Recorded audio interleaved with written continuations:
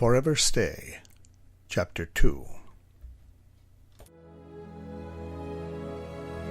Cain stepped out of the low-lying fog that wrapped about the mountain on which he had been wandering, and he stood upon the boulder that jutted out from the mountainside, providing him a full view of the valley below. He lifted his head slightly and sniffed the cool air that drifted past, and he savored the many different aromas that told him so much about the world that surrounded him. The breeze rustled through the collie's thick coat and pushed the clouds back onto the pathway from which he had come.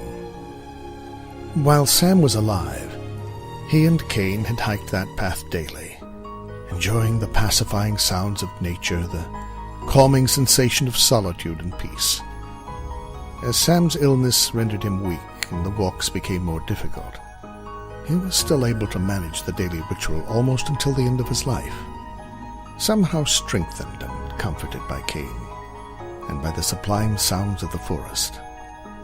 Their journeys eventually required more frequent pauses for rest as time went on, and Sam would find a boulder or a fallen tree in which to sit, and he would linger until nearly sunset, stroking Cain's head and soft fur as the dog rested his head on Sam's lap, never restless, always contented just to spend time with his God.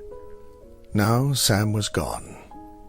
He had left one day, promising to return, but Cain never saw him again.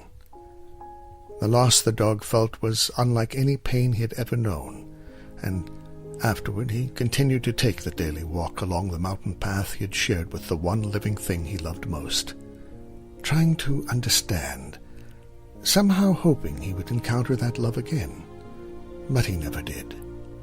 And there was something Sam had given him before he went away, an intelligence and knowledge that no other animal possessed, and that something somehow made Sam's absence even harder to bear.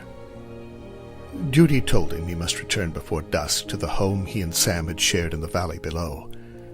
Cain knew that Martha, who was looking after the house in Sam's absence, would have a dish of food prepared and waiting for him on the front porch, along with a bowl of fresh water, and she would be there, watching for his return, and would open the door for him to enter when he finished his dinner.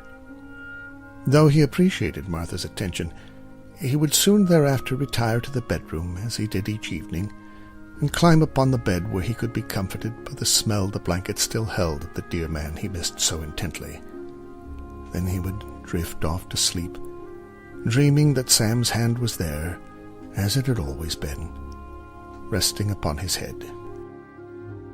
Today, however, Cain's senses were telling him something else, something that would again change his life. From the spot where he stood on the mountain, he could see the crowded freeway far below and the road that led from it, and he could make out a car that was turning off the road onto a smaller road, which would end at the entrance to what was, up to this point, the only home he had ever known. With keen eyesight, he followed the vehicle along its route, and finally, after a final glance over his shoulder at the forest path he had been walking, he slowly moved, though with no sense of urgency, along another path leading down from the mountain that would eventually deliver him back to the house. He was pulled along by an intuition that told him someone needed him, and being needed by someone, and being able to serve that someone, is the one thing a dog needs most.